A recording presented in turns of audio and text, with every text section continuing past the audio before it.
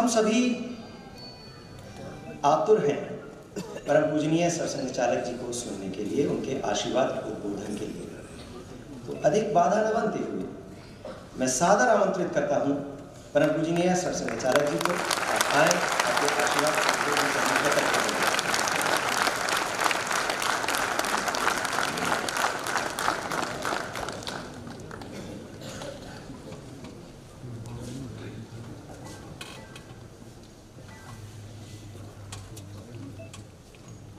लोकप्रिय मुख्यमंत्री जी आदरणीय शिवराज जी, माननीय क्षेत्र संघचालक जी, आदरणीय श्री यशवर्धन जैन जी, स्वदेश से संबंधित सभी उपस्थित कार्यकर्तागण, श्रद्धेय संतवृंद, उपस्थित नागरिक सज्जन, माता भगिनी,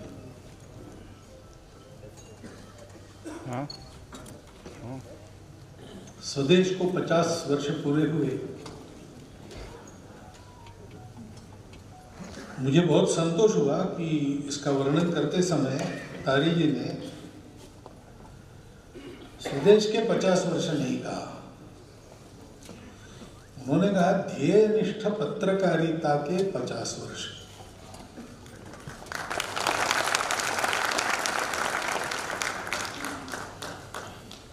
और यहाँ बैठे हुए किसी को समझने में बाधा नहीं हुई कि वो स्वदेश के बारे में है। और मुझे लगता है बाहर भी अगर हम कहेंगे, ग्वालियर शहर में या मध्य भारत में, उत्तर प्रदेश के 2 शहरों में, क्योंकि अभी और प्रसिद्ध होना है स्वदेश को, कि भाई ध्येयनिष्ठ पत्रकारिता के 50 वर्ष पूरे हुए, तो लोग यही समझेंगे कि स्वदेश के 50 वर्ष पूरे।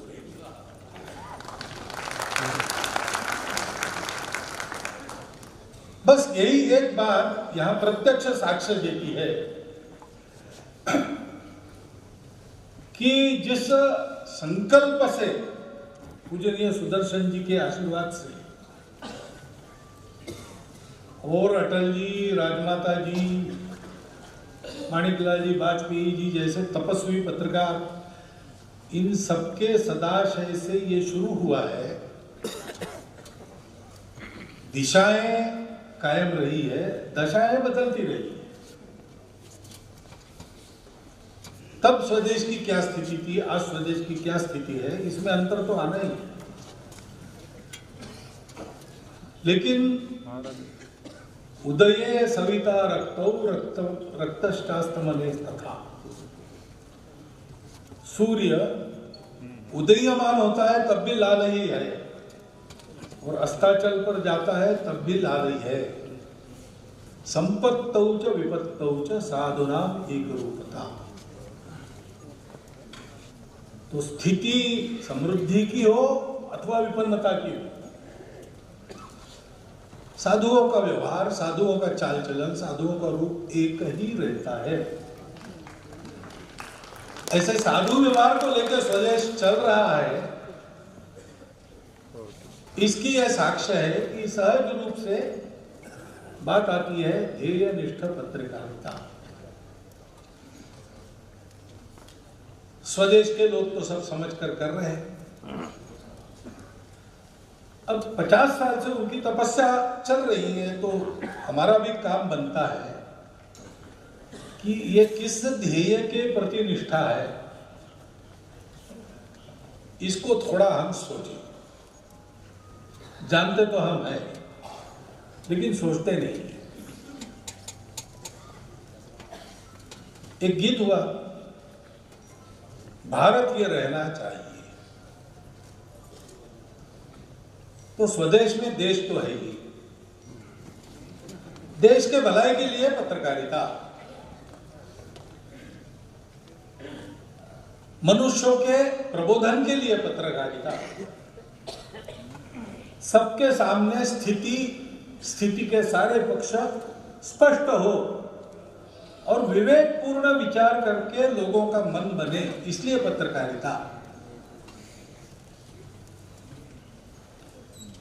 और विवेक तो दिशा के आधार पर तय होता है, ये करना कि नहीं करना कि तय करना है तो ये किस लिए करना या नहीं करना, ये किस लिए पहले तय होना पड़ता है। सुदर्शन जी, पूजनीय सुदर्शन जी संघ के प्रचारक थे। संघ का मुख्य काम शाखा चलाना है, तो ये वृत्तपत्र का संकल्प कहां से आया उनके मन में? तो इसलिए आया कि संघ का प्रचारक रहकर जो काम करना है उस काम के अधिक गतिमान होने के लिए, अधिक पुष्ट होने के लिए इसकी भी आवश्यकता है।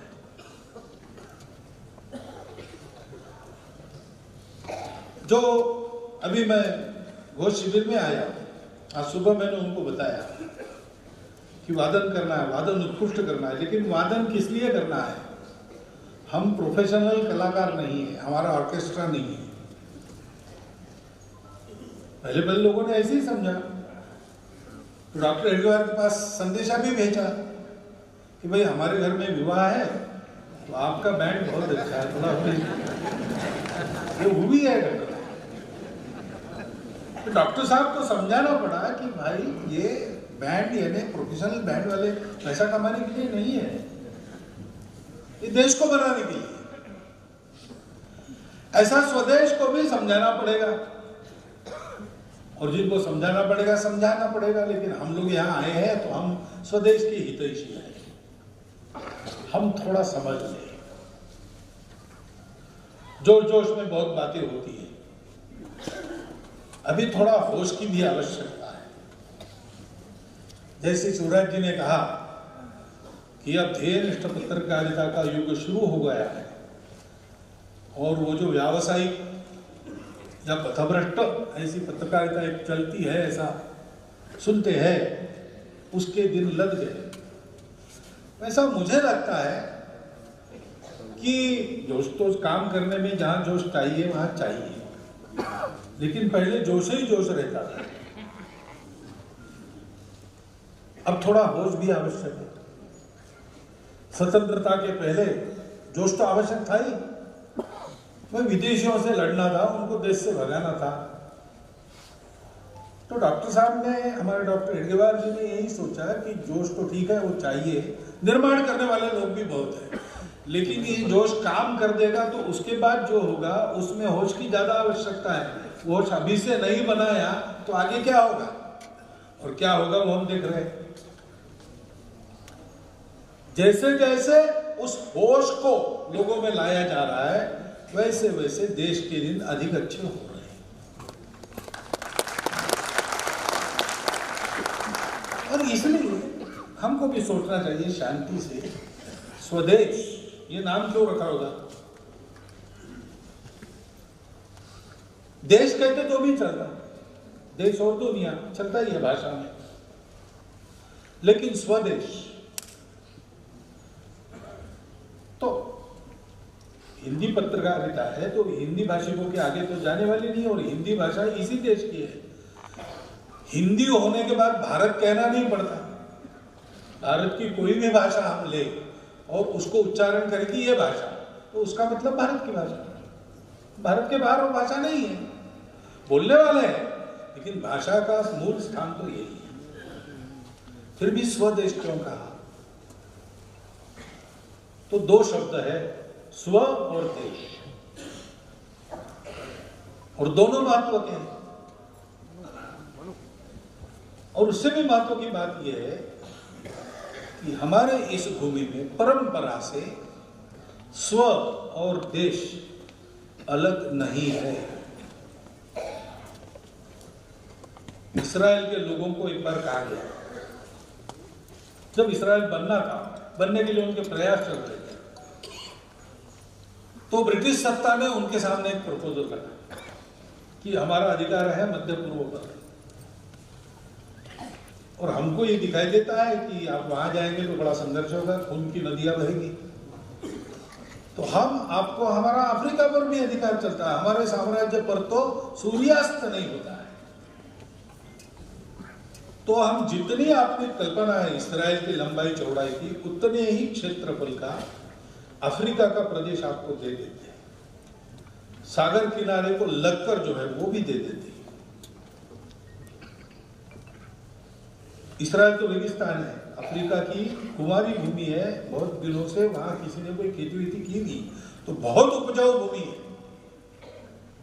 तो अच्छी भूमि, पर्याप्त भूमि, आपने जो बताया उससे अधिक भूमि, और पुराने इस्राएल के पास सागर किनारा वगैरह था, वो भी सब हम आपको दूसरी जगह देते हैं।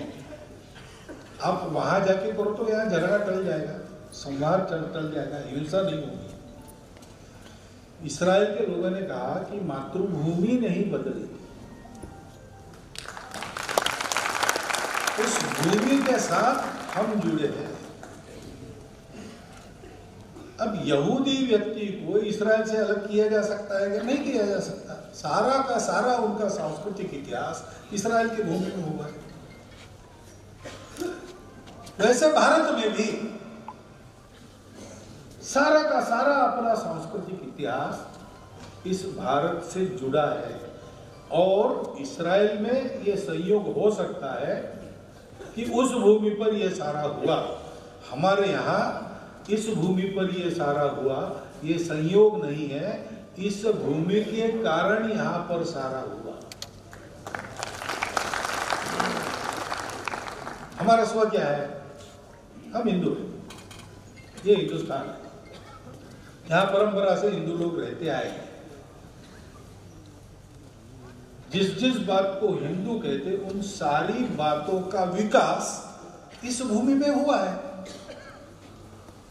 और वो विशिष्ट है, सारी दुनिया में एक अपना विशिष्ट स्थान रखता है। संगीत कहेंगे तो भारतीय संगीत, उत्तर हिंदुस्तानी और कर्नाटक, ऐसे दो विभाग आज करते हैं, लेकिन भारत का संगीत श्रुतियों पर आधारित है, नाद की नाद ब्रह्मता पर आधारित है, बाकी दुनिया में नहीं।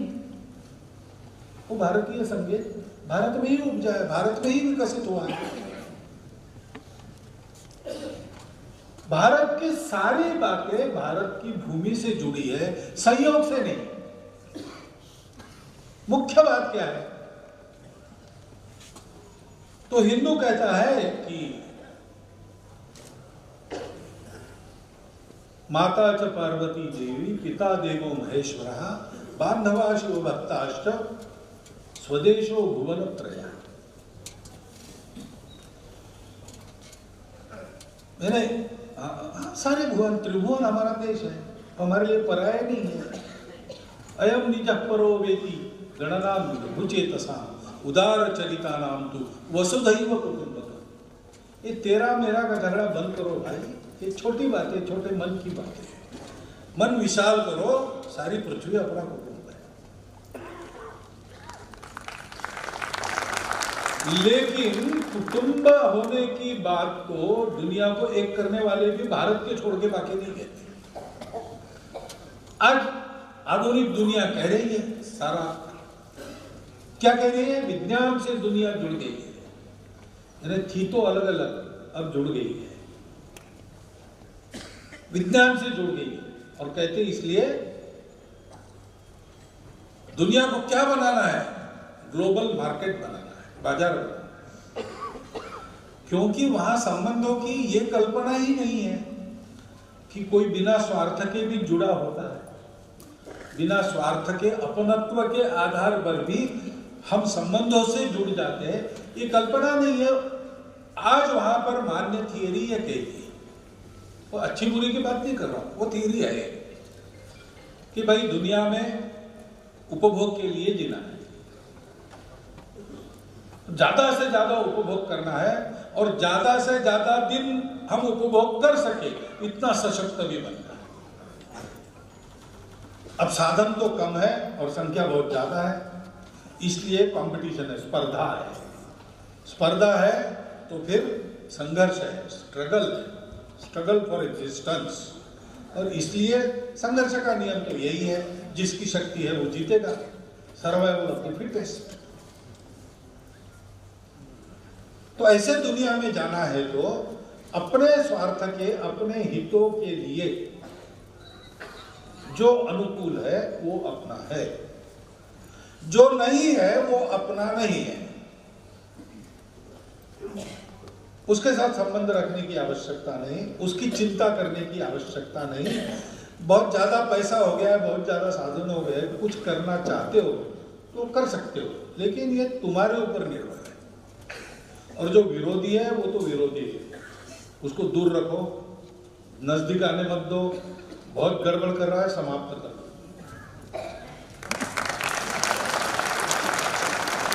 ये तालियां बजाने को क्या हो गया?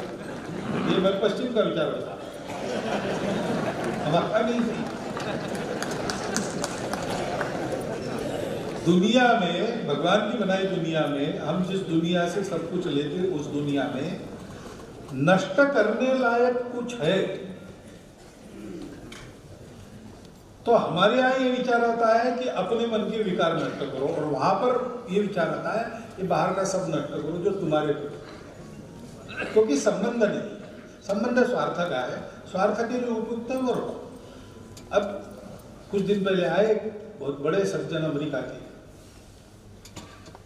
और उनका भारत और अमेरिका की दोस्ती एकदम प्राकृतिक नैसर्गिक बात है, होनी ही चाहिए, सहज बात है। देखिए भारत और अमेरिका मिलकर व्यापार करेंगे तो कितना बड़ा होगा, ऐसा होना चाहिए, ये एक करार होना चाहिए, ये दोस्ती होनी चाहिए। यहाँ अमेरिका को आने देना चाहिए, वहाँ हम भारत को आने देंगे। और देखिए दुनिया में लोकशाही मनोवृत्ति वाले मुख्य देश तो यही दो है, इनकी दोस्ती हो जाए, इनका सामरिक सहयोग हो जाए तो कितना अच्छा होगा, सब आतंकवाद वगैरह बंद हो जाएगा। इसलिए हम भारत को ये देंगे, भारत से ये चाहेंगे। लेकिन हर बार वो ये सारा बता के, उन्होंने सामरिक विषय में बोला, व्यापारिक विषय में बोला, और कई विषयों पे उन्होंने बोला, और हर बार एक विषय रखने का तो कहते थे, provided our American interest are protected,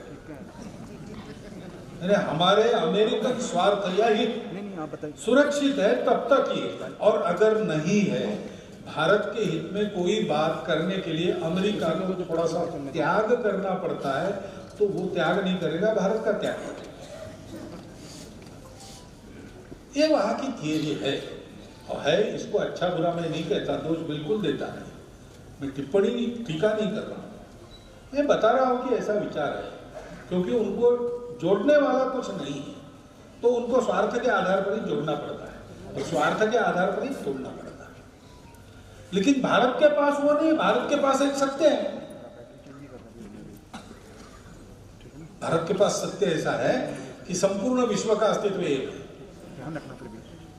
अरे इतना अलग अलग दिखता है, बीच में बड़े बड़े सागर है, बड़े बड़े पर्वत है, आदमी इतने प्रकार के हैं, एक का दूसरे को समझ में नहीं आता, रंग अलग, भाषा अलग, पंथ, अरे बस सब अलग अलग है, दिखता है, लेकिन वो रूप एक का ही है।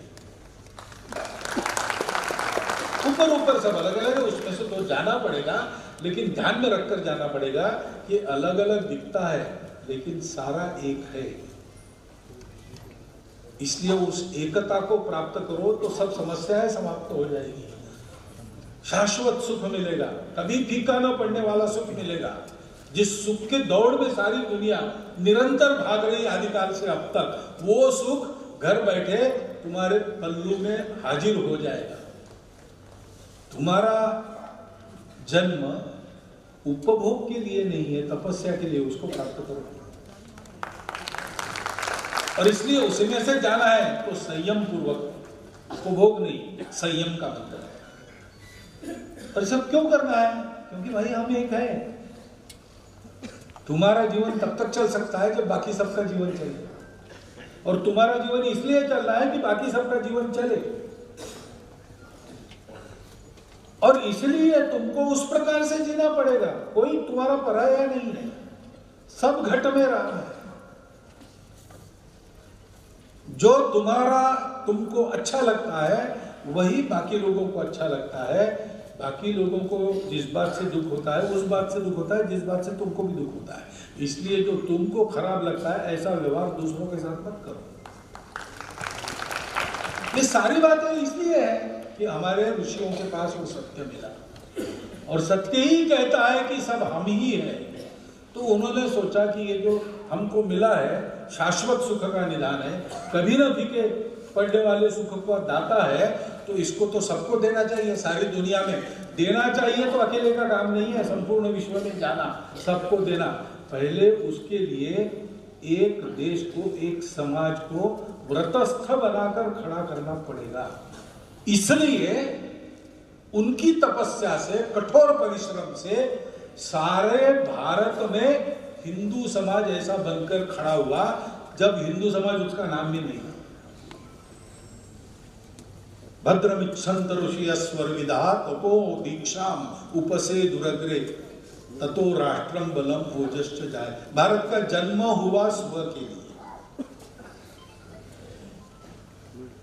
और भारत का जन्म स्व के लिए भारत के ही कारण हुआ, क्योंकि ये हमारे यहाँ हुआ, बाकी जगह क्यों नहीं हुआ? क्योंकि हमारा भारत ऐसा है, सुजल सुफल मलयज शीतल है, और पश्चिमोत्तर, उत्तर और पूर्वोत्तर सारा कुछ ऊंचे पहाड़ों से सुरक्षित है,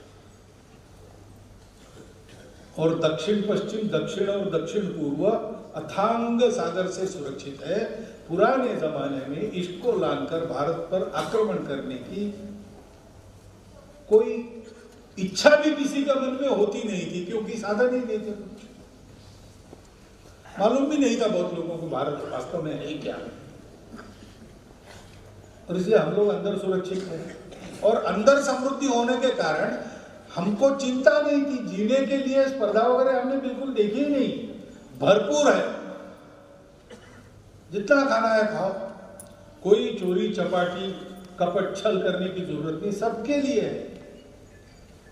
और इसलिए आ गया कोई भूला भट्टा बाहर से, तो हम कहते थे आ जाओ भाई बैठ जाओ, इतने लोग खा रहे तुम भी खाओ। वो कहता तो मेरी भाषा अलग है, तो हमारी भी पहले से अलग है। देवी देवता हमारे भी 33 करोड़ पहले से है। जन्म बिभ्रति बहुधा विवाचसम नाना धर्माणम पृथ्वी यथोकसम, ऐसे हम थे, और लोगों के से जीवन के लिए झगड़ा करना पड़ता है, इसकी अनुभूति नहीं थी, क्योंकि भारत भूमि ऐसी थी, और इसलिए हमको फुर्सत भी मिली और सद्भावना भी मिली। तो हमने जो सोचा सबके भलाई के लिए ही सोचा, और उसके कारण हम जो बने वो ऐसे बने कि विश्व का हर देश दिग्भ्रमित हो लड़खड़ाया, सत्य की पहचान करने इस धरा के पास आए। भूमि यहाँ हर दलित को पुरस्कार की, हर पतित को उद्धार दी। तो ये हमारी भारत माता, वो केवल अन्न जल से हमारा पोषण करती है, इसकी मिट्टी के तत्वों से हमारा देह बनता है, इसलिए हमारी माता नहीं है। वो हमको हमारा स्वभाव भी देती है, संस्कार भी देती है, और इसलिए भारत का स्व भारत से कभी अलग हो नहीं सकता। आज जिसको हम हिंदू धर्म कहते हैं, हिंदू संस्कृति कहते हैं, हिंदू समाज का आचरण कहते हैं, हिंदुत्व कहते हैं, उसके मूल में ये तत्व है। इसको लेके 4 मूल्यों की व्याख्या है भागवत में। धर्म, सारी दुनिया को धर्म देना है, तो धर्म क्या है? सत्य, करुणा, शुचिता और तपस। इन 4 मूल्यों पर आधारित जीवन वह जीवन है जो सारी दुनिया को देना है। ऋषि ने हमारे संपूर्ण समाज को उस समय स्वयं कठोर परिश्रम करके तैयार किया। कितने लोग लगे होंगे? आज हम जिनको घुमंतु कहते हैं ना, ब्रिटिशों ने जिनको अपराधी करार दिया था, और उसमें से कुछ को हमने उस बेड़ी से स्वतंत्रता के बाद मुक्त किया, तो नोटिफाइड कहा। ये सारे के सारे घुमंतु लोग उस ऋषियों के अभियान के कार्यकर्ता है, जो एक एक झोपड़ी तक सरल शब्दों में आचरण लायक उपदेश के तत्वों से सबको शिक्षित करना, सबको मूर्तिमंत धर्म का आचरण करने वाला व्यक्ति बनाना। ये जो अभियान चला होगा अपने देश में, उसमें उसकी शारीरिक विधा का प्रचार करने वाले, उसकी जड़ी बूटी की विधा का प्रचार करने वाले, उसमें धातु शास्त्र का प्रचार, ऐसे ये सब घुमंतु लोग हैं। वो व्रतस्थ होकर, घर छोड़कर, जानबूझकर निकले समाज के स्वास्थ्य के लिए, समाज को ध्येय देने के लिए, समाज को जीवन का गौरव बोध देने के लिए। आज भी कर रहे हैं, आज भी। अब वो तो बोध रहा नहीं, लेकिन अपना काम करने के लिए निकलते तो पहले भगवान की पूजा करके निकलते, अपने अपने देवी देवता। कितना बड़ा अभियान चला होगा। भारत के कारण वो भारत अपने स्व के साथ खड़ा हुआ, वो मूल है हिंदुत्व का। इसलिए हिंदुस्तान हिंदुओं का देश है, हिंदू राष्ट्र है। और ये हिंदू भारत से अलग नहीं हो सकता, और ये भारत हिंदुओं से अलग हो नहीं सकता। यही तर्क है उसके पीछे। भारत छोड़ के हिंदुओं का इतिहास क्या लिखे, और हिंदू को छोड़ के भारत का इतिहास क्या लिखे? अंग्रेजों ने लिख डाला। क्या मिलता है उसमें? हम इतने सारे लोग यहाँ बैठे, हमारे देश में अपने आप को जो हिंदू कहते हैं, उनके सहित 15 पीढ़ी के पहले हमारे पूर्वज नहीं थे, ऐसा सबको लगेगा। ऐसा वो अंग्रेजों का लिखा इतिहास है, क्योंकि उसमें हिंदू नहीं है। हिंदू नहीं है तो भारत भी नहीं है। फिर यहाँ आज अपने आप को मुसलमान कहने वाले किन से हुए पता नहीं, उधर से तो नहीं हुए, और इधर नाम नहीं। ये दुविधा होती है, हिंदू के बिना भारत नहीं, भारत के बिना हिंदू नहीं। और इतिहास देखो, हिंदू भाव को जब जब भूले आई विपद महान, भाई टूटे धरती खोई मिटे धर्म संस्थान। और क्या, भारत टूटा, अभी अभी टूटा। क्यों टूटा? पाकिस्तान हुआ, क्यों हुआ? तो हम हिंदू हैं इस भाव को भूल गए, वहां के मुसलमान भी भूल गए। और हिंदू अपने आप को मानने वाले की संख्या कम हो गई, ताकत कम हो गई। पहले ताकत कम हुई, फिर संख्या कम हुई, और इसलिए वो पाकिस्तान भारत नहीं यहाँ रहा, हिंदुस्तान नहीं बना। कह सकते थे कि तुम अपने आप को हिंदुस्तान मत कहो, वेद हमारे यहाँ हुए, संस्कृत का व्याकरण हमारे यहाँ लिखा गया है, जिससे तुम्हारा हिंदू नाम तुम लगाते हो वो सिंधु हमारे यहाँ है। तुम हिंदू मत बनना, भारत मत बनना, हम बनेंगे, तुम दूसरा नाम ले लेना, ऐसा वो कह सकते थे। उन्होंने ऐसा नहीं किया, क्योंकि उनको पता था कि हिंदुस्तान कहेंगे तो भारत आएगा, और भारत कहेंगे तो हिंदुस्तान आएगा। हम पाकिस्तान ठीक है।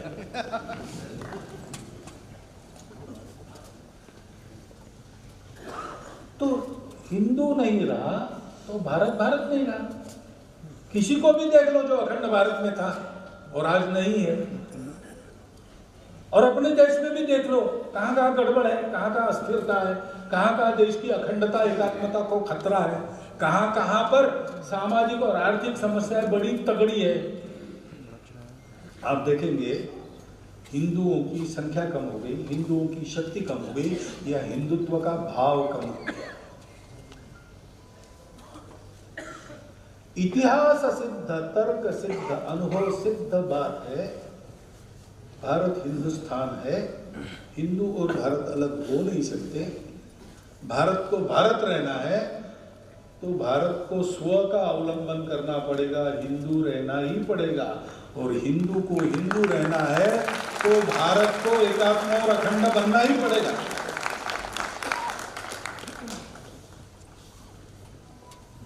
भारत तो प्रकृति ने बनाया है, भगवान का वरद हस्त है, वो अपना काम करते रहता है। हिंदू समाज मनुष्यों का बना है, मनुष्यों को ध्यान रखना पड़ता है कि देखो भारत नहीं रहा तो हम नहीं रहेंगे। हमारा अस्तित्व दो के कारण है, नाम के हम हिंदू रहे तो क्या फायदा है। हमारा एक स्व है, अध्यात्म के आधार पर एकांत में साधना, लोकांत में परोपकार, शक्ति के आधार पर सर्वत्र सुरक्षित रहना और किसी को हानि नहीं पहुंचाना, सबको उन्नत बनाना, ये जीवन करने वाले, यापन करने वाले हम हिंदू हैं। वैसा हमको बनना पड़ेगा, नहीं तो हम टिकेंगे ही नहीं। हम दूसरा कुछ नहीं हो सकते, हमको यही होना पड़ेगा। हम जो हम हैं वैसे उन्नत होंगे तो ही उन्नति है। नहीं तो सर्कस में हाथी भी फुटबॉल खेलता है, उसको कहीं गोल्ड मेडल नहीं मिलता। हाँ, टिकट निकाल के तमाशा देखने हम लोग जाते हैं, लेकिन हाथी की उन्नति उसको नहीं कहते। बंदर साइकिल चलाते, वो उन्नति नहीं है भैया। शेर बकरी के साथ भोजन करता है, उन्नति नहीं है। शेर तो जंगल में शेर है, सर्कस में शहर नहीं है। से हिंदू को भी हिंदू भाव से चलना पड़ेगा, और हिंदू भाव से चलना है तो भारत को एकात्म अखंड सुरक्षित रखना ही पड़ेगा। और इसलिए जब हम कहते हैं कि स्वदेश, तो इन दोनों बातों का ध्यान रखना पड़ता है। इन दोनों बात को ध्यान रखा इसलिए हम रहे। और मोहम्मद इकबाल को भी एक जमाने में कहना ही पड़ा था ना, यूनान मिस्र रोमा सब मिट गए यहाँ से। कुछ बात है कि हस्ती मिटती नहीं है हमारी। वो हस्ती क्या है? वो हस्ती यही है, स्व और देश। लेकिन अंग्रेज आए तब उनको एक बात ध्यान में आ गई, तो उन्होंने चाल चली। उन्होंने हमको अपने स्व से दूर कर दिया। अरे तुम्हारे पूर्वज क्या थे? फालतू जंगल में गांजा वांजा पी के भेड़ बकरी चराने वाले थे, बड़बड़े ऐसी बड़बड़ की उसको ग्रथित करके तुमने वेद बना दिया। वो कोई मतलब नहीं, अर्थ भी नहीं लगता उसका ठीक से। कोई रण गौरव धन गौरव उन्होंने प्राप्त नहीं किया। सब कुछ तुमने जो किया है वो यही किया है, एक के बाद एक लोग आए, तुमको पीट कर राजा बनते चले गए, तुम उसकी बाबूगिरी हुजूरी करते रहे। ये तुमको सबसे अच्छा आता है, हम तुमको और अच्छा सिखाएंगे, तुम ऐसे ही बने रहो। और भारत के बारे में, भारत में बाहर से आए भी सब लोग। वो जो अफ्रीका से आए थे ना, वो जंगलों में आकर बस गए। फिर द्राविड़ आए, उन्होंने उनको अंदर भगा दिया। फिर आर्य आए, उन्होंने द्राविड़ों को भगा दिया। अरे हम आए, हमने तुमको भगा दिया, तो तुम 1000 साल 2000 5000 साल पुराने डाकू हो, हम 1-2 साल 50 साल पुराने डाकू, और क्या फर्क है? भारत के साथ भी हमको दूर कर दिया। भारत एक देश है ही नहीं। कहाँ है? एक भाषा कहाँ है? देखो हमारी इंग्लैंड की एक भाषा है इंग्लिश। देखो अरबस्तान का एक ही है पूजा का तरीका, इस्लाम। तुम्हारे यहाँ तो इतने हैं, पता नहीं चलता। और जिनकी पूजा नहीं उनका धर्म है ही नहीं। ये जो है ना सब हमारे जंगलों में बसने वाले हमारे ही भाई, वास्तव में जो हमारी संस्कृति के मूल है, वनों और खेतों से हमारी संस्कृति निकली है, वो मूल पुरुष है हमारे। लेकिन अंग्रेज कहते हैं उनके पास तो भगवान धर्म रिलीजन कुछ है, वो एनिमिस्ट है, एनिमिस्ट। सब करके हमको अपने संबंधों को भुला दिया, हमको अपने स्वत्व को भुला दिया, हमको अपने भारत से दूर किया। पत्रकारिता जो चली, राष्ट्रीय पत्रकारिता, उसमें इन बातों का खूब अच्छी तरह से प्रतिकार किया गया, प्रबोधन किया गया। ये दुर्दैवी की बात है कि जब लाइन से थोड़ा हटना हुआ, थोड़ा कमर्शियल विचार ज्यादा होने लगा, तो फिर वही बात आ गई कि कुत्ता अगर आदमी को काटे तो ही छापेंगे, तो ही दिखाएंगे। और इसलिए फिर कहीं पर भी ये प्रबोधन हुआ ही नहीं, न पाठ्यपुस्तकों में, न समाज के माध्यम में, संवाद में। घर में जितना बचा रहा उतना बचा रहा। लेकिन फिर जागृति के प्रयास चले। स्वामी दयानंद महर्षि, स्वामी विवेकानंद से जो प्रारंभ हुई जागृति की लहर, इनके जाने के बाद 100 साल बाद भी वो चल रही है, आगे बढ़ रही है। और ये स्वबोध की जागृति जो है, स्वदेश बोध की जो जागृति है, उसके परिणाम आज हम देख रहे हैं कि दुनिया में भारत की प्रतिष्ठा है, भारत दुनिया में बड़ा बनेगा, ऐसी भविष्यवाणी अन्य सब लोग कर रहे हैं। और भारत से नए रास्ते की अपेक्षा भी कर रहे हैं। अब उस दायित्व को हमको पूरा करना है, तो हमको इन सब बातों को ध्यान में रखकर हमको भी अपने दिमाग को साफ सुथरा फिर से बनाना पड़ेगा। ये जो हमारा दिमाग बनाया है, उसको अंग्रेजी में शब्द है कॉलोनाइजेशन, औपनिवेशीकरण हो गया हमारे मन का। तो अब मैं यहाँ खड़ा होकर बोल रहा हूँ, तो आपका हुआ और मेरा नहीं हुआ ऐसा थोड़ी है, मेरा भी हुआ, मैं उसी समाज से आता हूँ। तो कुछ भी सोचने के पहले हमको ये सोचना पड़ेगा कि मेरा औपनिवेशीकरण जो हुआ है उसको मैं छोड़ रहा हूं कि नहीं, उसको अलग रख के शुद्ध अपनी स्व की दृष्टि से अपना विचार कर रहा हूं कि नहीं कर रहा हूं। और इसलिए उस स्व का ज्ञान, हमारे देश का ज्ञान, उसकी एकात्मता, अखंडता के सूत्र का ज्ञान, ये सारी बातें, उसका प्रबोधन व्रतस्थ होकर चलना आवश्यक है। जब ये देश खड़ा हुआ प्राचीन समय में, इतिहास पूर्व काल में, तो ऋषियों के इतने कठोर परिश्रम से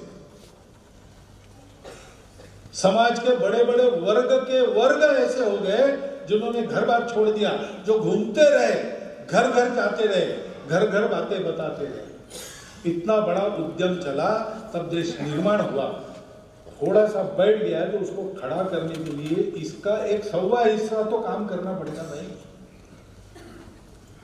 वो काम करने के लिए प्रेरणा उत्पन्न करना, आवेश उत्पन्न करना, ज्ञान उत्पन्न करना, बोध उत्पन्न करना, ये काम आज समाज को शिक्षित करने वाले सब माध्यमों का है। घर में माता पिताओं का है, विद्यालयों में शिक्षकों प्राध्यापकों का है, समाज में समाज के संवाद माध्यमों का है, लोक कलाओं से लेकर तो सोशल मीडिया तक।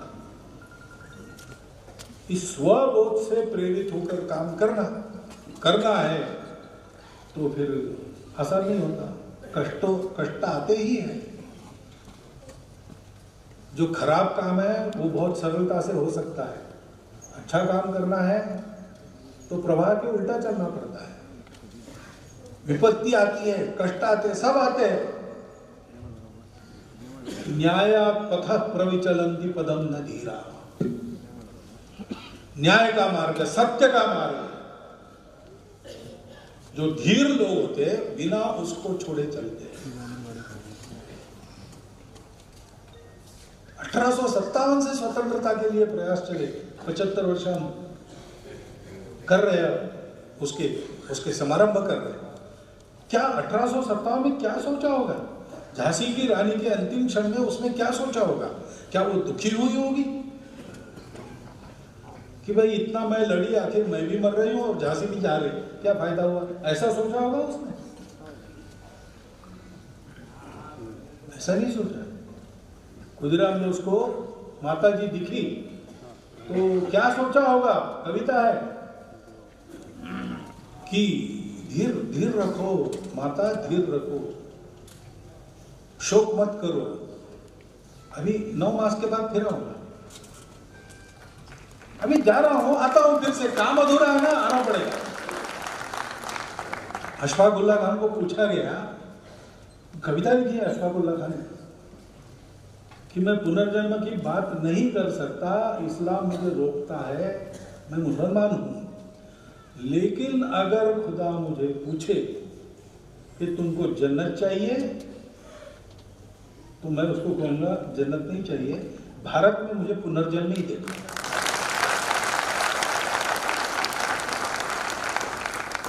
इन लोगों ने कोई आशा नहीं थी सामने,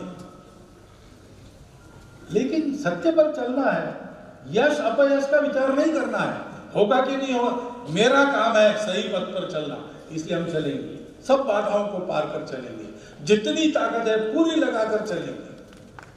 तेरा वैभव अमर रहे, हम दिन चार रहेगा। इस संकल्प को लेकर अभियान भी चले हैं, और वो जो एक चला है कारवां अभियानकर्ताओं का, संघ भी उसमें एक है, और ऐसे बहुत से हैं जो साथ चले, आज अधिकाधिक पूरक बनकर चलते चले जा रहे हैं। मुझे बड़ा आनंद होता है कि उस एक बड़े वाहिनी में चलने वाले एक घटक को, स्वदेश को, उसके 50,000 वर्षों को उत्सव में परिवर्तित करते हुए और उस आधार पर फिर से प्रेरणा जगाते हुए मैं देख रहा हूं। स्वदेश की यात्रा ऐसे चली है और इस बात के कारण चली है, वही बात सामर्थ्य देती है विपरीतताओं का सामना करने। भगवान का काम करने चले हैं, भगवान ही जो देना है देता है, वो क्या देता है क्या नहीं हम विचार नहीं करते। हम सत्य संकल्प के आधार पर निकल पड़ते हैं तो राह खुलती चली जाती है, देर सवेर। ऐसी ये यात्रा चली है, इस ध्येय निष्ठा को कायम रखते हुए स्वदेश आगे बढ़े और संपूर्ण विश्व को विश्व गुरु पद पर आसीन होकर अपने दोनों हस्तों से अखंड भारत माता अभय हस्तों से अभय प्रदान कर रही है। इस दृश्य को अपने 100वें वर्ष में देखे, ये शुभकामना देकर आपका धन्यवाद करता हुआ मैं अपने